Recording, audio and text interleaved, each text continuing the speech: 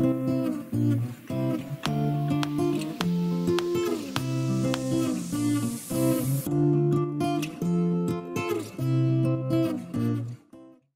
à tous, j'espère que vous allez bien. Aujourd'hui on se retrouve pour une nouvelle vidéo qui sera un haul tissu. Je le précise d'ores et déjà, je n'ai pas une sélection très longue. J'ai à vrai dire 3 tissus à vous présenter aujourd'hui qui sont des tissus de chez Les Coupons de Saint-Pierre. Bien que la sélection ne soit pas conséquente, les tissus que je vais vous présenter tout de suite sont très colorés. Attention, si vous n'aimez pas les couleurs, vous n'êtes pas du tout au bon endroit. Ceci dit, j'ai trouvé de très nombreuses inspirations sur Pinterest et pour combler un peu le contenu de la vidéo, je vais vous présenter à la fin une sélection qui aurait très bien pu faire l'affaire pour des projets avec les tissus que je vais vous présenter. C'est principalement des robes, je pense, qui seraient axées robes de cérémonie, robes de mariage. Moi personnellement, j'ai un peu de mal à me dire que je vais porter une tenue pour un événement particulier. Ceci dit, en passant commande chez Les Coupons de Saint-Pierre, j'avais déjà préparé un peu les projets que je voulais faire. Je me suis fixé des modèles à suivre parce que sinon je sais très bien que je vais changer encore d'avis et que ces tissus risquent de dormir dans mon stock, sachant qu'aujourd'hui, si je ne m'organise pas un minimum, eh bien, comment dire, je ne sais pas trop comment je pourrais trouver du temps pour coudre si le temps que j'ai, je le consacre à changer d'avis tous les 4 matins. Ça risque d'être compliqué. J'avais très envie de me faire des robes principalement longues. Ceci dit, je vais passer de suite au premier coupon que je vais vous présenter. Il s'agit de ce coupon-là. Alors oui, je vous ai prévenu, c'est très coloré. C'est un polyester satiné orange. J'ai eu un énorme coup de cœur sur la couleur lorsque je l'ai vu sur le site. À vrai dire, il était disponible puis en rupture. Je me suis inscrite à l'alerte pour être notifiée lorsqu'il serait à nouveau disponible, ce qui était le cas. Alors, sur le site, je regarde en même temps, j'ai pris des notes. Sur le site, il me semble qu'il l'appelle melon, couleur melon. Effectivement, il y a quelque chose dans l'esprit, mais bon, c'est vraiment un orange très intense, très lumineux, parce qu'il s'agit d'un polyester satiné.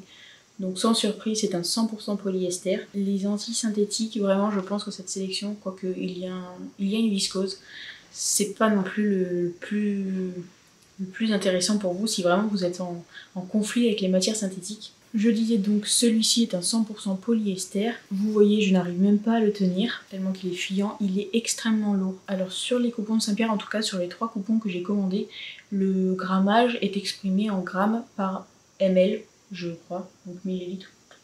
J'ai un doute si on peut parler de millilitres pour du tissu, mais je pense que c'est ça. Je vois pas ce que ça peut être d'autre, à part peut-être mètre linéaire, mais vraiment j'ai encore un doute également. Celui-ci est à 265 grammes par ml, ce qui équivaut, en faisant le calcul, à 180 grammes par mètre carré, si ça vous intéresse un peu plus. Si c'est plus parlant pour vous au niveau du grammage, en tout cas ça l'est plus pour moi. Et j'avais pas fait attention à ce détail-là en passant en commande.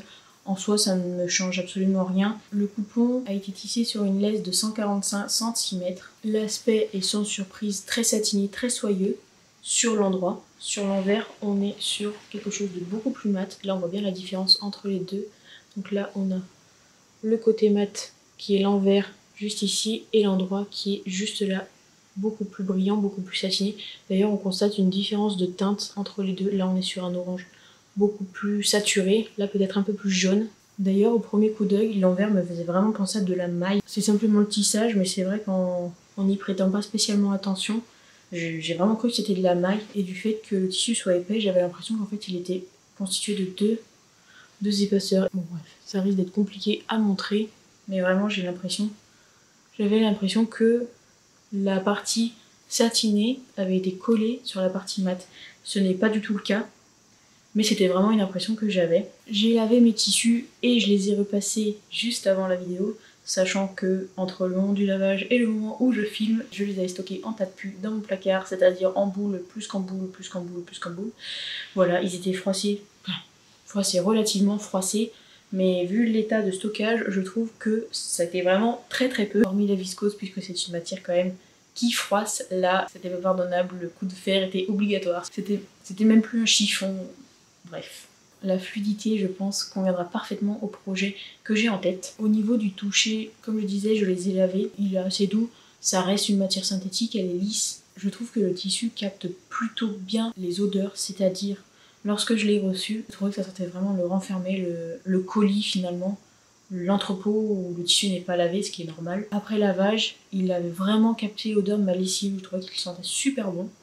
Et aujourd'hui, Aujourd'hui encore, je trouve qu'il sent, sachant que ça doit faire une dizaine de jours que je l'ai lavé, quelque chose comme ça. Il sèche extrêmement vite. Je l'ai lavé, 30 minutes après, il était déjà sec, sachant que en sortant de machine, il était quand même relativement humide. Bon, il fait 45 degrés dehors, c'est sans surprise qu'avec un peu de vent, ça sèche très vite. Mais pour le coup, ça sèche beaucoup plus vite qu'une viscose. Autre point que je souhaite préciser, que j'ai constaté jusqu'à présent, je n'ai pas pris le temps de surjeter mes bords avant de le laver. Et donc, je constate qu'il s'effiloche quand même beaucoup. Sachant que là, c'est la coupe réalisée par le marchand, et donc quand les coupes ne sont pas droites, vous avez beaucoup d'effilochures qui sont forcément plus longues que si elle avait été droite. On est quand même sur une effilochure assez conséquente. J'envisage donc un projet en couture anglaise avec renfort de surjet à l'intérieur, parce que sinon je pense que mon projet ne tiendra jamais. Je ne sais pas quand sortira cette vidéo. A priori, elle devrait sortir après une vidéo concernant une robe McCalls pour laquelle j'ai réalisé des coutures anglaises. C'est vraiment une finition que j'ai apprécié réaliser dernièrement, et pour le coup, je pense que ça serait indispensable pour un tissu comme celui-ci. Qu'est-ce que j'ai oublié? Concernant le prix du tissu, le coupon était à 25 €, ce qui correspond environ à 8,30 € du mètre. Sur le site, il est également vendu dans 3 autres coloris qui sont le vert quand même assez intense, un très beau rouge, pourtant je ne suis pas très fan du rouge. Celui-ci était très beau, très intense et toujours avec cet aspect brillant. Et également vous l'avez en bleu marine. J'en viens donc au projet choisi. J'ai bien évidemment, avec la grossesse, je ne suis pas un ovni, ma morphologie qui a changé, notamment au niveau des côtes, au niveau du bassin. Tout s'est élargi et je ne sais pas si ça va revenir à la normale, ça devient plus osseux que tissulaire, on va dire. Ceci dit, j'ai aussi des kilos en trop qui s'ajoutent par-dessus et que j'ai potentiellement envie de camoufler un petit peu pour mon bien-être personnel. J'ai très envie depuis un petit moment déjà, et je crois que c'est la tendance en plus parce que j'en vois de partout. J'ai vraiment très envie d'une très longue robe à bretelles, la plus épurée possible mais assez ample. Vraiment la robe, vous êtes bien dedans, elle vole au vent sans que ça vous dévoile toutes les jambes et vous êtes obligé de vous couvrir parce que le coup de vent a fait que vous n'avez plus de robe. J'aime beaucoup faire des robes avec des fentes, je trouve ça très féminin, très élégant. Mais parfois ça fait du bien aussi d'avoir des robes qui tombent jusqu'aux pieds. Et donc vous êtes sûr que le tissu restera en place, il n'y aura pas une jambe qui va se découvrir ou que sais-je. Je vous mettrai des inserts écrans soit à gauche soit à droite, je verrai au montage, des projets dont je vous parle au fur et à mesure. Et donc pour ce tissu-ci, j'aimerais me réaliser la robe issue du Burda de juillet 2021, qui est la robe numéro 108. Bien évidemment, c'est un type de patron qui existe sur le marché au niveau des créateurs indépendants, dans d'autres magazines. J'ai fait également une petite sélection après si jamais vous avez ces patrons-là ou les magazines chez vous. Si comme moi, vous n'avez pas envie de racheter pour X ou Y raison parce que peu importe. Et si vous avez parmi la liste qui n'est pas exhaustive, soyons clairs, un patron en stock de votre côté, pourquoi pas l'utiliser si c'est un projet qui vous tente ou un type de projet qui vous intéresse également. Donc pour ma part, je veux vraiment une version très épurée. Sur le patron, on a les bretelles qui sont en fait constituées avec un volant. Très clairement, j'ai déjà décalqué mon patron, mais je ne vais pas faire cette petite bande. En tout cas, j'ai juste tracé une bretelle, vraiment un rectangle, et non pas un arrondi qui constitue le volant en même temps que la bretelle. Et donc comme je disais précédemment, c'est vraiment une forme en tout cas de robe qui existe chez plusieurs créateurs, chez plusieurs magazines. De mon côté, au niveau des magazines, alors j'ai vraiment pioché dans ce que j'ai, principalement des patronesses, donc patronesses couture actuelle, mais version espagnole et version numérique d'ailleurs. Donc dans le dernier, ou peut-être l'avant-dernier qui est sorti, celui de juin ou juillet, je ne sais plus, le numéro 444, vous avez la robe numéro 6. Alors, il y a toujours quelques modifications bien évidemment, l'encolure par exemple, la forme générale, vous avez toujours des petites choses qui peuvent varier. On n'est pas sur le même modèle exactement, bien que certains sont vraiment très similaires. Je disais donc, nous avons la robe numéro 6 par exemple, du numéro 447 du magazine Patronesse. Également, il y a la robe numéro 14, mais alors celle-ci, je ne me suis même pas aventurée dedans, pourtant j'aime beaucoup la forme, mais au niveau du schéma technique et de la fourniture à avoir, il précise qu'il faut 6 mètres à 6 mètres 40, je crois, ou 6 mètres 50 de tissu. On va déjà tenter avec 2-3 mètres, ça sera déjà pas mal, mais 6 mètres de tissu, non, bien que le modèle soit très joli. Également, dans un autre numéro Patronesse, qui est le numéro 406, on a la robe numéro 16, mais encore une fois, l'encolure est différente. Je vous laisse voir avec les images, à chaque fois j'essaye de les incruster assez longtemps. Je ferai en sorte, ou j'essaierai du moins dans la mesure du possible, de répertorier tout ce que j'ai cité en barre d'informations. N'hésitez pas à la consulter. En général, j'essaie de faire quelque chose d'assez concis à ce niveau-là et d'assez complet. Pareil également, dans la mesure du possible et selon la disponibilité des tissus, je les mettrai bien évidemment en barre d'informations. Je crois qu'à l'heure où je tourne la vidéo, les tissus sont encore en stock. Ils ne font pas partie, il me semble, des tissus soldés. En tout cas, ils ne faisaient pas partie de la première démarque. La deuxième démarque vient de commencer, donc pour le coup, j'avoue que je n'ai pas regardé, mais je ne pense pas que ce soit le cas. Et pour les patrons proposés par des créateurs indépendants, alors on a beaucoup de Clematis Pattern. Vous aurez la robe Pénélope qui pourrait faire l'affaire, la robe Tamara ou encore la robe Opale. Chez Studio Handsworks, vous pourriez avoir la robe Sleep Dress. Chez Tint of Mint, j'ai également noté la Mia Kazi Beach Dress. Très clairement, ce sont tous des projets que je n'ai jamais testés. Je ne pourrais pas vous donner un avis sur le sujet, mais voilà, sachez que ce sont des potentielles possibilités pour vous si ce sont des patrons que vous avez et qui vous intéressent.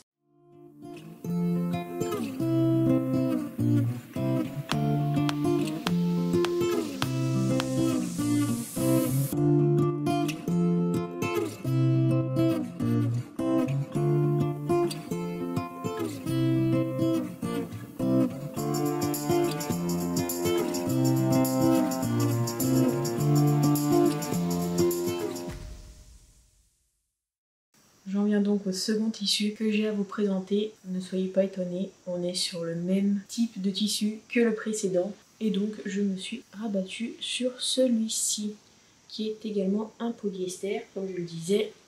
Donc on est sur un polyester beaucoup plus fin que le précédent. D'ailleurs je pense que l'on distingue un petit peu par transparence, peut-être au niveau de mon bras. C'est un 100% polyester, donc comme vous voyez qui est fuchsia et qui a une texture différente du premier.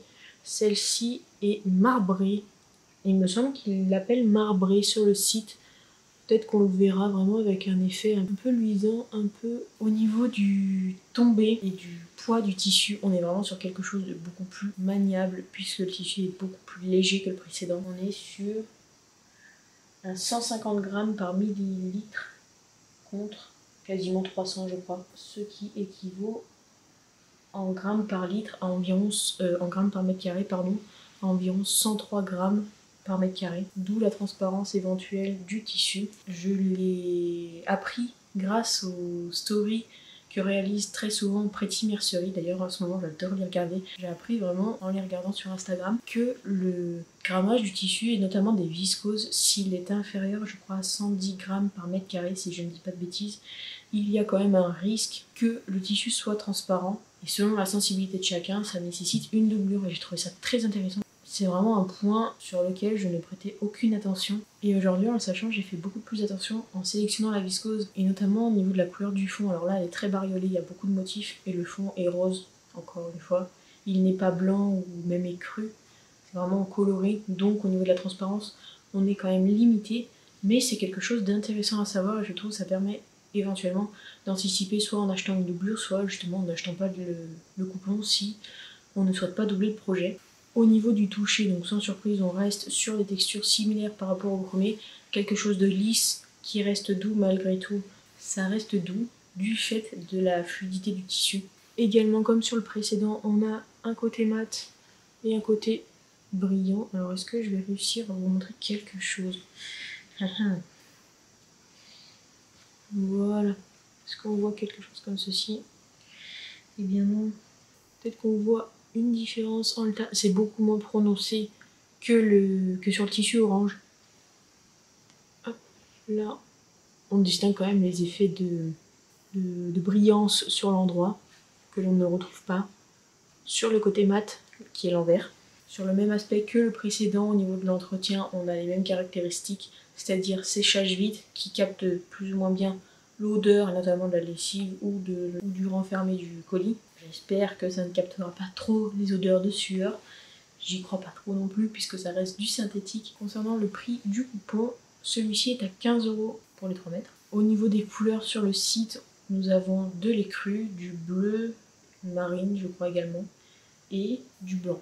Voilà, moins de couleurs intenses mais quand même quelques couleurs. Pour ce projet, j'ai changé en cours de route, principalement parce que j'avais déjà décalqué un patron précédemment d'un magazine, donc un magazine Couture Actuelle. J'avais une idée d'un patron, patronesse, également couture actuelle, que je voulais réaliser dans ce tissu, sauf qu'en décalquant mon premier patron, je me suis vraiment rendu compte que j'avais pris beaucoup au niveau de la taille, sachant que j'avais une taille très très fine initialement. J'étais presque sur 34 voire 36 de tours de taille, et aujourd'hui je suis quand même à 42 je pense, ou selon les patrons je me retrouve des fois à 44. Et notamment sur les coutures actuelles, je me retrouve quand même à 44. Sachant que couture actuelle, patronesse, tout ce que vous voulez, c'est très très mal taillé. C'est très compliqué, je vous l'accorde. Moi la première, ça m'affecte, mais vraiment il faut pas se faire un monde à se dire qu'est-ce que c'est que ces mensurations. Vraiment c'est un peu l'effet que ça me fait, et j'ai essayé de prendre du recul. J'ai réessayé des vêtements que j'avais cousus il y a quelques temps, dans lesquels je rentre alors que je ne suis pas censée rentrer dedans selon mes nouvelles mensurations. Ça fait du bien, ça fait quand même remettre un peu les choses dans leur contexte. Et donc pour parler quand même un peu de ce premier projet, j'avais quand même dans l'esprit une robe plutôt habillée, parce que c'est vrai que pour ce tissu, bien qu'au quotidien, moi personnellement, comme je le disais, ça ne me dérange pas, ça peut quand même être envisagé principalement pour des événements, pour des robes à porter, pour des mariages, pour des cérémonies, ou bien pour des vêtements de boulot, mais vraiment très structuré. J'ai ces images-là en tête, mais pourtant j'envisage totalement un projet beaucoup plus quotidien. Et donc, pour partir initialement dans cet aspect un peu robe habillée, je voulais me coudre une robe type Valentino.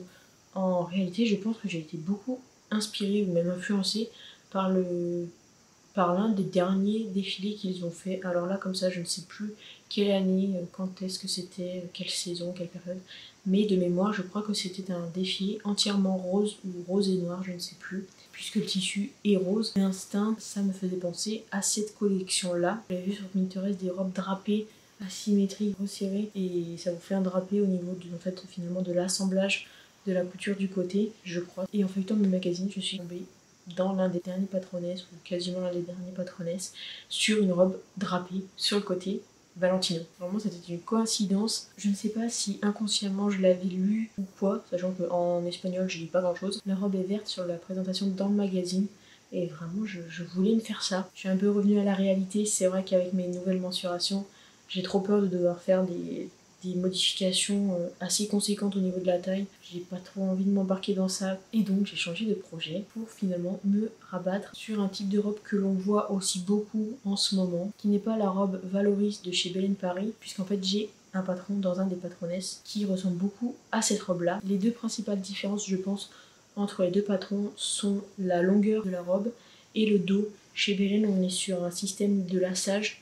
Quant à la robe proposée par Patronesse, c'est vraiment une pièce dos pleine, ce que je préfère parce que je ne sais pas si je suis à l'aise à avoir un lassage dans le dos. J'aurais l'impression d'être un peu un saucisson. C'est un point complètement personnel, j'adore ce patron, j'adore le travail de Belen Paris, mais je pense que je serais plus à l'aise en réalisant un projet avec un dos un peu plus plein qu'avec un dos lacé. Dans mon changement d'idée de projet, j'avais même pensé à me faire une robe Positano de la marque Belen Paris, selon l'inspiration également que je pourrais vous remettre ici. Mais mon mari m'a dit tu vas t'embarquer dans un projet quand même assez compliqué à faire, sachant qu'en plus je lui avais également dit que je voulais me refaire une robe similaire à ma robe bleue, qui était la première vidéo que j'ai postée sur cette chaîne. Donc la robe en mélangeant les patrons Positano justement et Madia de chez Belen Paris. Si vous voulez la voir, je vous la mettrai dans le petit i pour que vous puissiez vous référer à la vidéo en question. Sachant que je ne suis pas sûre d'avoir suffisamment de tissu, et sur le même constat, c'est un projet qui m'avait demandé quand même beaucoup de temps. Vous avez une boutonnière sur l'avant, il y a quand même des fronces, beaucoup de fronces à répartir sur les pans de jupe, un petit peu sur le haut, et encore bon ça c'est pas non plus grand chose.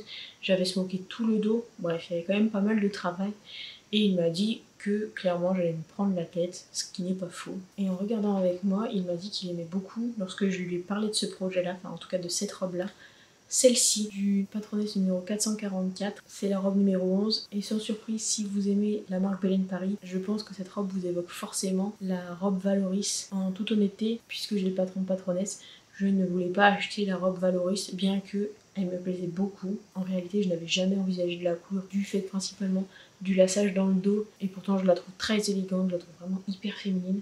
Mais je ne sais pas si j'aurais osé, sachant que la robe, du fait d'avoir ce petit lassage sur le côté, ça lui confère quand même un côté assez sexy, et j'osais pas tout associer en une seule robe. Je n'ai trouvé aucun autre patron similaire hormis le patron Valoris de Belen Paris. Je pense très certainement que c'est une valeur sûre. D'ailleurs, au niveau de la taille, de la gamme de taille, je reste infiniment convaincue que j'aurais moins galéré en ayant acheté le patron de chez Belen Paris. Voilà, c'est dit. Après, comme je disais, j'ai déjà le patron. Si cela ne me convient pas du tout, peut-être qu'après, j'achèterai le patron de BN par la suite.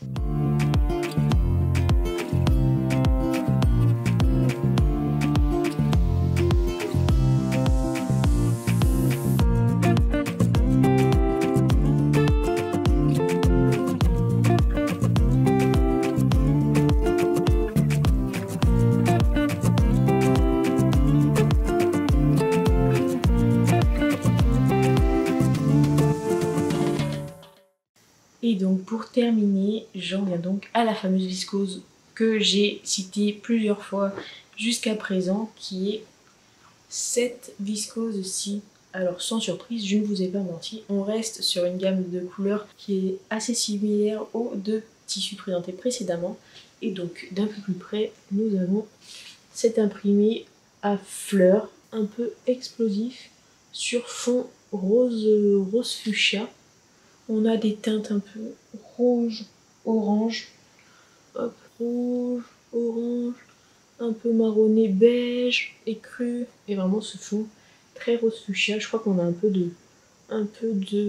de parme vieux violet, on va pas dire vieux rose.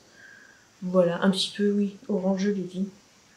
C'est une harmonie de couleurs que j'aime beaucoup. Encore des fleurs, hein, bien évidemment, le point faible de nombreuses d'entre nous, je suppose. Qui n'achète pas de tissus à fleurs? Vraiment, je serais curieuse de le savoir si vous avez cette force-là. Personnellement, chaque fois que je dis j'arrête d'acheter des tissus à fleurs, j'arrête d'acheter des tissus fleuris, je retombe toujours dedans. Ceci dit, initialement, je voulais m'acheter un autre tissu, encore à fleurs. Je crois que je l'ai vu, toujours chez les Coupons de Saint-Pierre, puisque c'était une commande sur le site. Je crois l'avoir vu sur le compte de... J'ai mangé son nom, je crois qu'elle travaille chez les Coupons de Saint-Pierre, justement. Elle a réalisé une jupe dedans. Pareil, j'avais renseigné mon adresse mail pour être avertie de la remise en stock du tissu. J'avais donc fait mon panier avec les 3 tissus, le tissu en question que je n'ai pas, et les 2 autres polyester. Et en fait, comme d'hab, j'ai traîné plusieurs jours avant de passer ma commande. Je me décide un bon matin, je me dis allez, je vais passer ma commande. J'attends 1 heure, sachant que j'avais été voir mon panier l'heure d'avant, ou 2 heures avant, je ne sais plus. Je dis bon allez, maintenant c'est bon, je passe ma commande. Au moment de passer commande, bien sûr le tissu n'était plus disponible. Mais c'est bien fait pour moi, ça m'arrive tout le temps. Il faut que j'arrête de faire ça, mais je le fais vraiment avec tout. Dès que je veux quelque chose, avant de passer à l'achat, je crois que j'attends toujours des plombes. Bref. Et donc, je me suis rabattue sur celui-ci. Toujours pareil, j'ai demandé à monsieur son avis qui m'a précisé qu'en fait, il préférait largement celui-ci plutôt que le précédent. Et donc en fait, il a fini de me convaincre, donc ni plus ni moins, j'ai appuyé sur ajouter au panier et j'ai passé ma commande pour être sûre d'avoir mes tissus, et notamment le orange. Je ne voulais pas passer à côté. Je pense que j'aurais été énervée si j'étais passée à côté du orange. Concernant ce tissu, on est sur un 100% viscose. Le coupon est vendu par 3 mètres sur une laisse de 140. Je ne sais pas si je l'ai précisé sur le satin rose, c'était du 145 aussi, comme l'orange. Au niveau du grammage sur celui-ci, sur le site, c'est un 160 grammes par ml, ce qui équivaut à 115 grammes par mètre carré. Voilà, sans surprise, une viscose très classique, plutôt fluide, légère, qui, ma foi, n'est pas trop transparente. Enfin, en tout cas, pour moi, elle ne l'est pas. Je trouvais vraiment que le satin rose l'était beaucoup plus.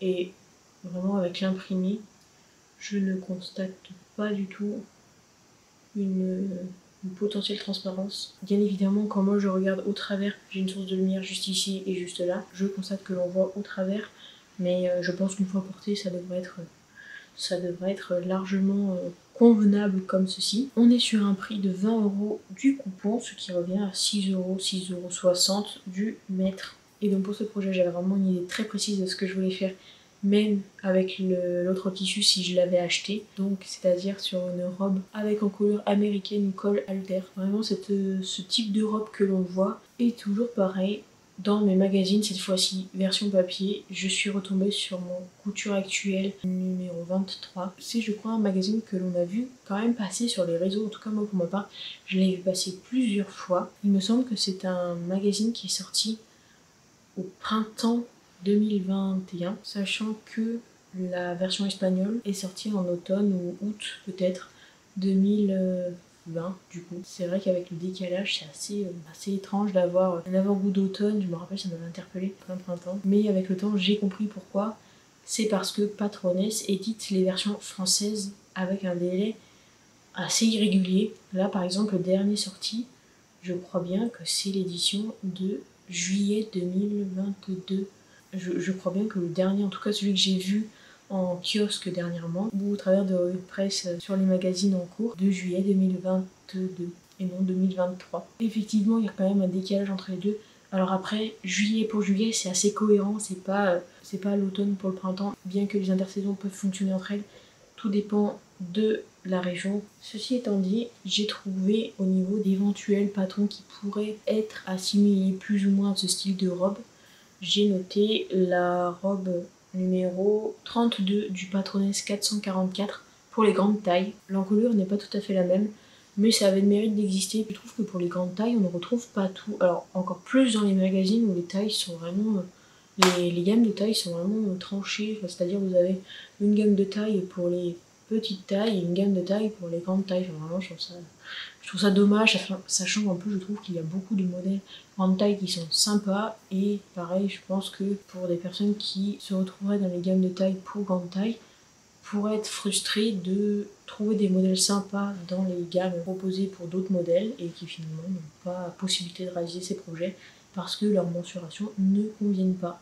Ceci dit, au niveau des créateurs qui cette fois-ci proposent des panels de gamme de taille beaucoup plus large, il y a par exemple la robe Loli de chez Wissou. On peut aussi citer la robe Gala de chez Melody Lot ou Melody Love, je ne sais pas. Chez Patternette, on peut réaliser la composition avec un col américain. Et enfin, j'ai noté, chez une autre marque que je ne connais pas, NH Patterns, le top Lucie qui peut être peut-être ajusté après avec une robe, si une jupe, un panneau de jupe, peu importe.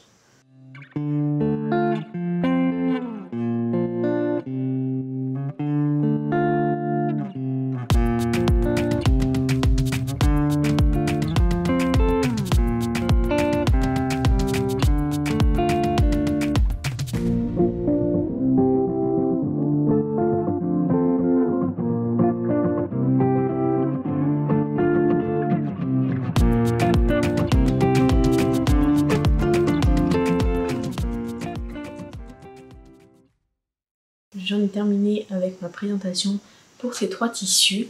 Je pense qu'il me restera des chutes, et donc avec les éventuelles chutes exploitables que je pourrais avoir avec ces 3 coupons, j'ai trouvé cette inspiration là de short un peu effet jupe. Je pense vraiment que c'est un short, mais dans la coupe, enfin en tout cas du motif, on a cette illusion de jupe avec les deux remontées, les deux pans qui remontent un peu en arrondi du côté sur le devant milieu, et ça m'a donné très envie de réaliser quelque chose de similaire. Et donc pour réaliser un short dans cet esprit, j'ai pensé à 2 patrons. Premièrement, j'ai pensé au patron Georges de la marque Apolline Pattern. C'est un short que j'ai déjà cousu et que j'ai présenté dans mon premier bilan couture.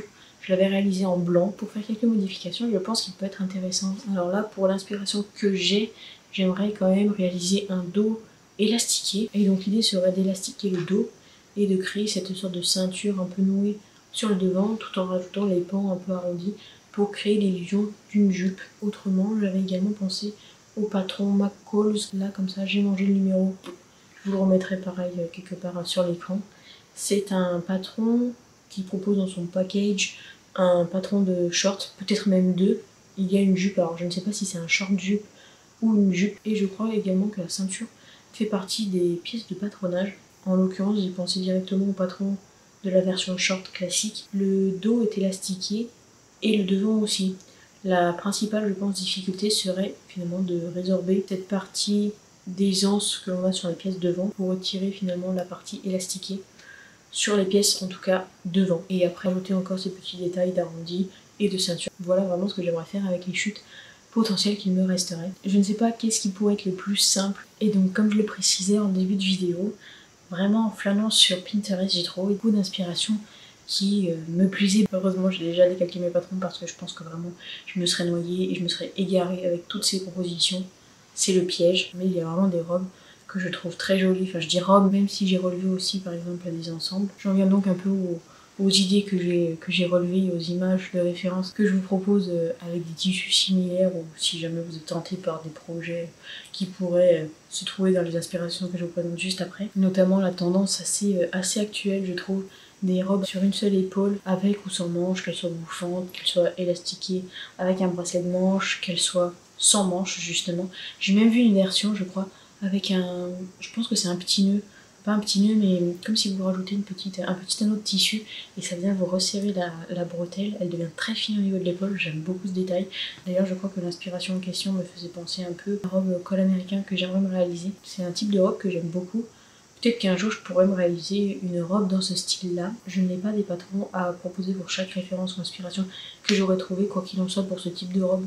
On peut citer la robe Amandine d'Atelier des Premières. On peut également citer la robe McCall's, enfin l'une des versions proposées par le patron 8042 de chez McCall's. Et également au niveau des marques que je ne connais pas du tout, qui m'a été proposée lorsque je faisais mes recherches, j'ai noté ma petite garde-robe, la robe numéro 1. Je crois qu'elle s'appelle comme ça, si je ne dis pas de bêtises. Je ne sais pas ce que ça vaut, je crois que je l'ai vu sur Etsy. Sans doute en général les petits créateurs soit sont présents sur Etsy, soit sur les plateformes comme Makerist, comme Wissio. Dans un autre type de proposition, on pourrait avoir des robes estivales assez droites, finalement, à bretelles assez fines, qui pourraient peut-être se rapprocher du type de robe présenté en tout premier pour mon projet, avec mon tissu orange. Bien que là, au lieu d'avoir une coupe évasée et ample, on aurait quelque chose de beaucoup plus fité et ajusté au niveau du corps. Donc je pense principalement à une robe chez Belen Paris. Je n'ai pas le nom, mais également je vous mettrai la référence. On en retrouve quand même beaucoup sur internet, sur Etsy, j'en ai vu également pas mal. Je trouve qu'en plus, au-delà d'être une robe assez simple qui fait son petit effet, qui a un côté élégant, assez classe, assez féminin finalement, je trouve qu'en l'agrémentant de quelques détails, on peut avoir des variantes de robes assez impressionnantes. Par exemple, en rajoutant un petit volant qui ferait tout le tour de la robe, on peut avoir un type de proposition comme ceci. Enfin, moi personnellement j'adore. Clairement, je ne sais pas si j'oserais le porter. En tout cas, ça c'est vraiment un type de robe que je porterais pour des occasions très particulières, par exemple pour aller au restaurant. Mais vraiment j'adore. Vraiment j'adore. Ça donne un style complètement différent. J'ai également noté par exemple sur Etsy de la marque Chic Afrique Pattern. J'ai noté par exemple la robe Ferry qui pourrait très bien faire l'affaire, je pense, pour un type de robe comme celui-ci. Qu'est-ce que je pourrais avoir d'autre? Je regarde rapidement. Qu'est-ce que j'aurais comme inspiration à vous proposer encore? La liste pourrait être infinie, mais il faut quand même se restreindre parce que sinon on n'en finit jamais.